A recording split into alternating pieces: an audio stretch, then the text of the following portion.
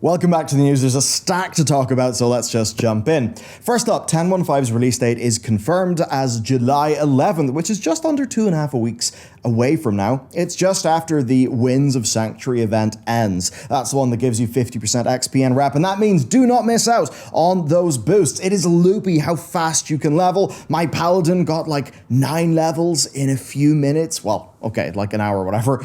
Just doing Red Ridge. It was super quick. And if you want to know what to level, I think Paladins are a great idea because of reworks, Evoker's another great idea because Augmentation is the new spec coming out in that patch, and Mage because it's actually being reworked in 10.15 as well. All pretty exciting stuff. And with that said, we've got a whole bunch going on the PTR and the live game to talk about. First, a quick note, over on Patreon, we've got another podcast posted. Also, some early access content. I think it's early access to our video about 3 ways that WoW could actually be revamped and how we think it'll really happen. That, loot, I mean, there we go. Got loot. There's loot there too. But all, of course, the good things over on Patreon. So check that out if you want to support what we are doing. Get a bunch of content in return. And with that said, let's go into the PTR news. Okay, I've got to kick this one off pretty obviously with Uldaz. I mean, this was bound to happen sometime, that the Uldaz tease from Mother's Dialogue in patch 8.3 would actually be paid off, and that time is now. So, Tierhold is actually called Uldaz. Uldaz was mentioned in that dialogue from Mother back in Battle for Azeroth. Uldaz is just like the original Titan name for what the dragons would later name Tierhold, of course, after Tyr. So kind of neat then that another place has been mentioned. In this case, yes, it's Uldaz, and it's been name dropped in the flavor text of the Infinite Hand, which is a loot drop off Infinite Corrupted Tyr in the new Mega Dungeon. That this exists isn't surprising. We've known since 8.3 that there is a place called Uldaz, but it is that they are bringing it up again, that now, 4 years later, it's being teased, that is relevant. Unless this is the name for some sort of secret place that we've already been to, I think almost certainly this is in a land that we've not visited. I would, of course, speculate Avalorn, which we jumped into in this video. Next then, it's time to talk about some more loot actually from Dawn of the Infinite, because a ton of Divergent Gear has been added, with Divergent being the label on the gear. Now, these are interesting. They've got brand new stats and some kind of wild effects. The gear exists on the Veteran track, which maxes at eye level 424, and the Hero track, which maxes at 441. So, I'll go through some of these new secondary stats. Time Strike has a 10% proc rate, and we don't know what it does. There's Demon Bane. This appears on Gore Howl. It applies a rend and gives you a buff called Might of the Warchief. Scourge Bane is extra holy damage against undead. Spirit is only on 1 item, and it gives you mana, it seems. Of course, this is early. This is the first wave of this gear that we have even seen. That they're actually willing to just do other secondary stats for a bit of fun is actually kind of crazy, right? This idea of us having mid-tier loot that can be just a bit more out there and interesting, I think is great. Just loot being excited and wow, that's a brilliant thing, because it all did get just quite boring. But really not that much recently, like loot's been in a real good state. The next thing then is hard mode stuff, and this is great news. I think Blizzard are handling new Mega Dungeon excellently. So here's the deal. This new Mega Dungeon is designed from the ground up to be a baseline, harder experience than previous ones. It's going to be dropping gear that is aimed at basically end of heroic item level.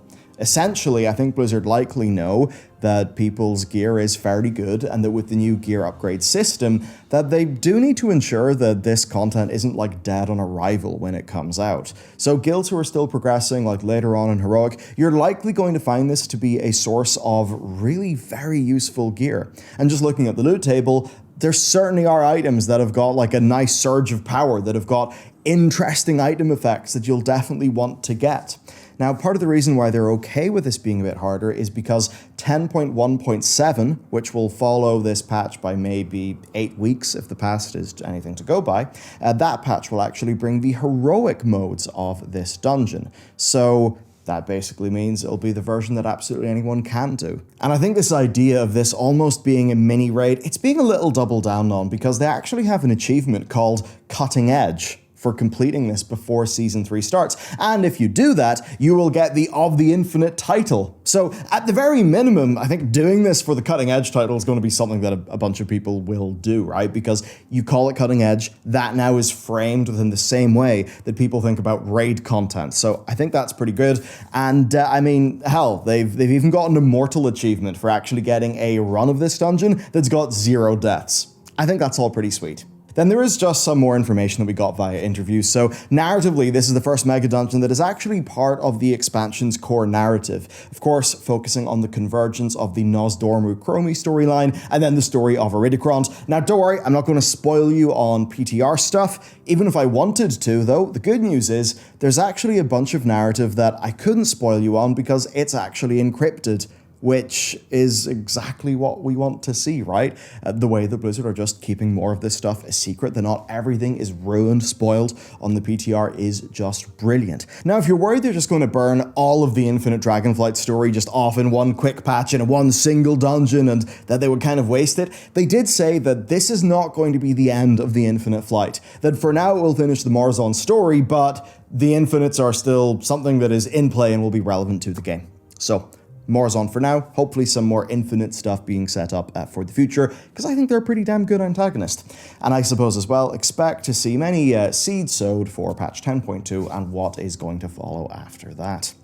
Next, a really big change though, cross-realm trading. It is coming in 10.1.5, and it will allow what you'll expect. Trading gold, BOEs, I mean literally anything between characters who are not on the same realm. And this is very much another step in World of Warcraft removing old traditional restrictions. And it certainly could have an economic impact. I mean, server economies will be less rigidly isolated. I know whenever people were trying to move a character over to another realm, they'd be trying to work out how to bring their gold with them because of the realm, character transfer gold limits. So people would come up with all these different ways of maybe buying a bunch of battle pets to then sell in their target realm and all of that. So certainly this will be interesting for the people who right now basically use WoW token Battle.net balance to perform server price arbitrage. So they'll just get a whole bunch of items that are cheap in one server, buy a transfer to another server, sell those items, make so much profit they can buy enough BNet balance to then move their character back. Yeah, I know it seems mad, but some people actually do that. So who knows? I suppose server arbitrage will be a bit more doable, right? With this, maybe that'll mean some economic opportunities. Maybe it will mean that server prices will just kind of go towards the average. Certainly a bit odd. I mean, yeah, can you just nab something on your server's auction house? Do some arbitrage with another character via trading? Can you do this with if you have another WoW account, trade between characters on 2 different realms? Certainly does open up some possibilities. I think the core thing for Blizzard, though, is they just want less restrictions between players who just want to play the game naturally. Next, then, the new specs. So, Ogvoker, we'll be doing a full video on that later, but one thing has been confirmed, actually, via the interviews, and it is that if Ogvoker goes well, if people actually take to the idea of a support class, then Blizzard will more seriously discuss some other specs and classes that also fill a support niche, which for many of us, of course, means Bard, Tinker, various other ideas that have been floating around the community for a long time. I mean, we've got, in this case, a sort of a DPS support. What else could there be? And even if you think about the Tinker, you could quite obviously see tank, support DPS, and DPS. That would make complete sense. I think this is potentially then a very exciting time for World of Warcraft where, if the plan works, there are just types of classes and types of gameplay that we can get in the future that we've literally never seen properly in the game. Next then, the Onyx Amulet. So, the stones are being nerfed by 40% with the release of 10.1.5, and the specs that are overly impacted by that are going to be getting some buffs to compensate for the nerf. It's essentially what Blizzard said they would do in the past, and I think it's a pretty obvious thing where if the bands are still super powerful, or the amulets even, if they're still super powerful, that's just going to be annoying for players who maybe don't want to go back to the Forbidden Reach when they're in the middle of doing time rifts and stuff. And of course with 10.1.5, adding the paracausal fragments, the new types of gear and all of that, it's quite clear that we have another mid-tier tier source of interesting gear, and I think they just don't want the waters to really be muddied there. Next then, something crazy, and that is the return of tier 3. Pretty sweet.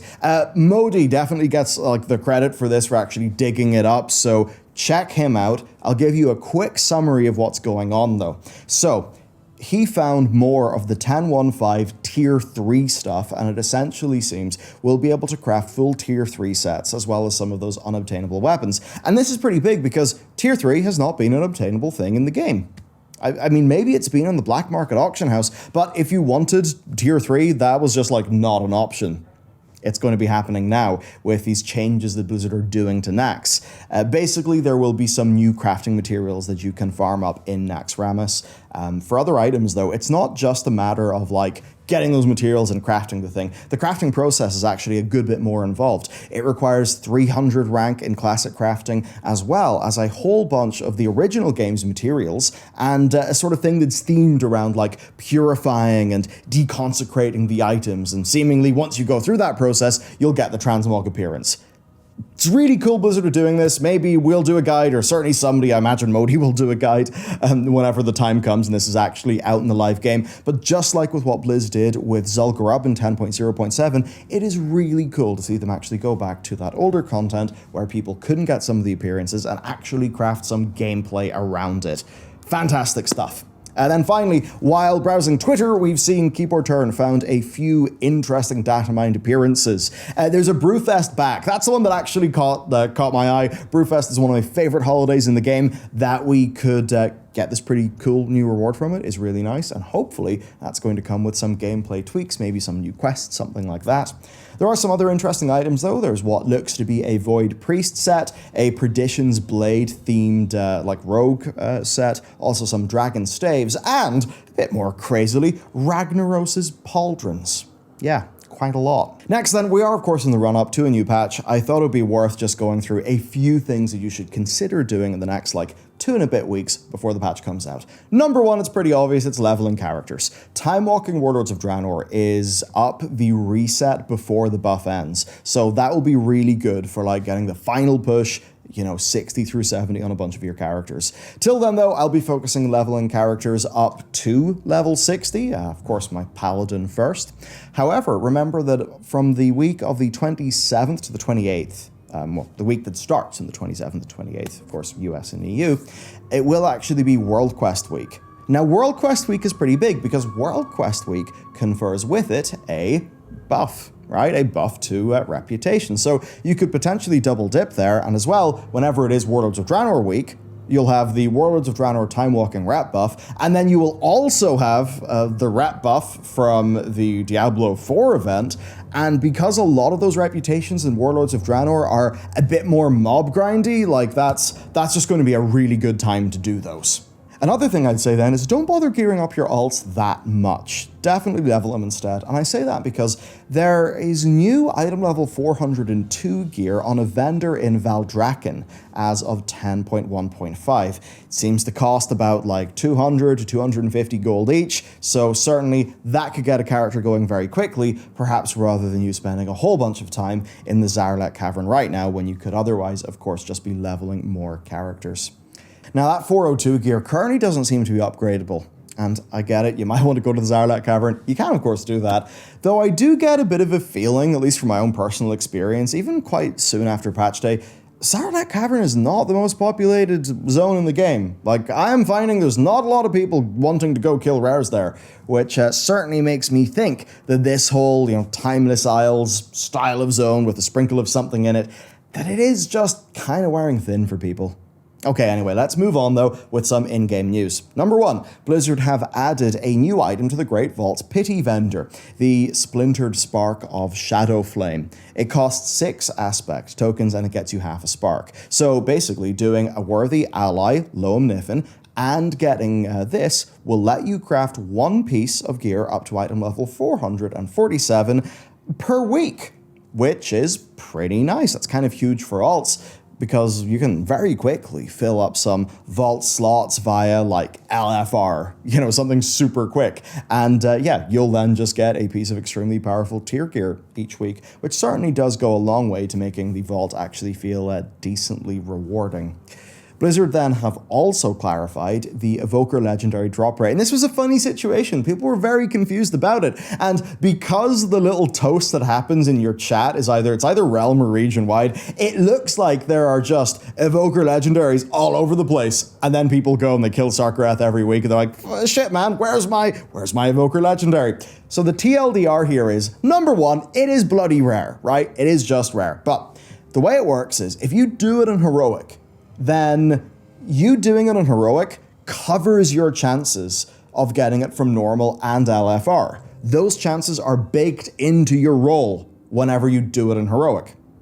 So if you do it in Heroic only, that is the exact same as if you did it on LFR and then normal and then Heroic, right? So just do it on the hardest difficulty that you can realistically do, and do not at all bother about re-clearing it. I very much hope there are not people who have, say, been killing it in Heroic and then killing it in Normal and then killing it in LFR, because that doesn't give you any greater chance of getting the item. And frankly, I mean, I'm fairly sure that a lot of people have been doing that, and that Blizzard have let that sort of thing just happen, and that they haven't updated people on this really anywhere nearly as quickly as they should, I think is pretty damn bad. Okay, to move on from that, we've had another wave of class tuning. We've got buffs to Havoc, Feral, Beast Mastery, Marksmanship, Holy Priest, Resto Shaman, and Protection Warrior, with Shadow Priest AoE actually being tuned down a little bit. But what did get nerfed into oblivion was Mythic Skarn. So the RNG Dragonfire traps that were added after Blizzard's anti-cheese hotfix, where I believe people just found like one place where the whole raid could stand and would just ruin, just totally cheese the mechanic. But anyway, those RNG bombs were really messing people up, and that's removed, straight up removed, and Elimination Protocol has also been nerfed. Funny situation with this raid. I've had a lot of fun with it, but like Skarn surely he's had a hell of a journey as a boss, and that's a journey that I've really got to presume Magmarax also went under, because have you not noticed, like, Magmarax Heroic is so easy, and it feels so gutted of mechanics that you just have to wonder, like, what big plans did they have for that they maybe had to strip out somehow. Kind of tricky. That's on it for the nerfs, though, to just be complete. There's also been Mythic Khazra, who has been nerfed in terms of health and also Infernal Fusion damage by 10%. And then for Sarkarath, some more nerfs. Scorching Detonation and Oblivion are 10% weaker, and they've also made the Drifting Embers be a bit more visually clear as well. So again, yes, between Sarkarath and Skarn, they've actually been doing just a lot of boss tweaks, a lot of visual tweaks as well. And actually one good bit of news is that for Dawn of the Infinite, new mega dungeon, Matt and just a few of the guys in the team, they were doing that on PTR. And they basically said the design language in these bosses is really, really visually clear. So it at least does seem like some good lessons are being learned. Sale time! Yes, it's sale time. So if you want to get WoW, but give Bobby less money, now is the time. Dragonflight is 50% off, a bunch of character services are 30% off. Yes, it does feel bad buying that kind of thing. I mean, for myself, I did move a few characters over to my new server. Diablo 2 Resurrected is 67% off. I think that's worth highlighting. I definitely consider that. Overwatch 2 has some hero unlock bundles that are half off. And over in StarCraft land, we've got the campaign collection being only 25% off. But I've really got to say, the campaign collection for StarCraft 2 is a absurdly fantastic value. StarCraft 2 is a really, really awesome game. Okay, some miscellaneous things. So Sarkarath LFR is now out, which will give some people a shot at their Evoker Legendary. But as we just covered, if you can do it on normal, heroic, or mythic, probably not mythic, not many are doing that, but if you can do it on higher difficulty, you do not need to redo it on normal. So there's that. But yes, it does mean that for players who are not doing that raid content, you can get your tier Omni token, and also a shot at the voice of the Silent Star and the Beacon to Beyond. Then, just before 10.15 drops, the Midsummer Fire Festival will be starting. It'll be starting the 5th of July. It'll be bringing some new bonfires, new achievements, and a new toy reward. It also seems there's going to be an absurd amount of adventure journal progress on it as well, mostly just for getting the bonfires on each continent. And to wrap things up then, Blizzard are rolling out a Battle.net friend list increase from 200 to 400, a bunch of character transfer restrictions have been removed from Wrath Classic, and Phase 3 of Wrath Classic is now out. Which, for me, is a time that, it is a little bit, it's kind of like in my heart, because that's the first time that I actually started stepping up into properly doing raid content. I don't know if you were around at that time, but if you're playing a hunter, you're almost certainly watching those Kripparrian videos, thinking about your DPS, thinking about how you can be a better player. So for me, like a lot of my transformation into the way that I would like be interested in playing the game now, it actually happened in that patch of Wrath of the Lich King. So pretty cool that a bunch of people get to relive that, and perhaps some people get to experience it for the first time. Anyway, that is it for the news. A whole bunch of small topics, but I think interesting ones. Really what's got my imagination going is, of course, Uldaz, right? Where is Uldaz? And I would think there, right? Uldaz. The AZ and that. You think of like, Khazmodan. It just feels a little bit more earthen, a bit more dwarf. And then that makes me think about Avalor, and it makes me think about that lore where we've got this, like, tribe of earthen who I believe got, sort of curse of fleshed into dwarves. But the thing is, they were entirely, in terms of, like, geography and time, separated from the dwarves that we know in the game. And even though that was the case, they still used Khaz, Khaz, as the naming scheme for the place where they were hanging out. And that just makes me think, Uldaz, Khaz, could it be that this Uldaz Titan facility maybe has something to do with this group of mysterious dwarves that we heard about in those, those data discs that are basically just letters from Odin that we found in Uldaman at the very start of this expansion. That.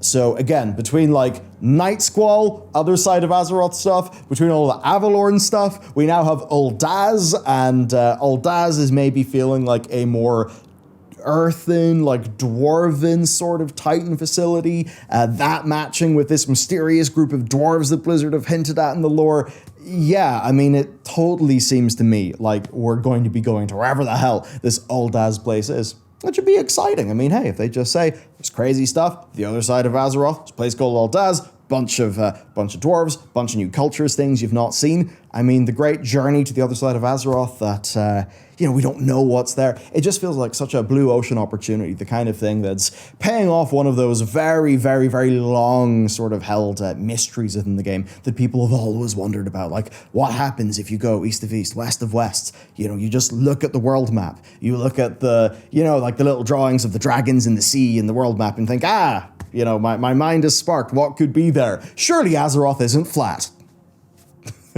Okay, have a brilliant day. If you want some podcasting goodness, then there are our lore podcasts, which are up on Patreon right now.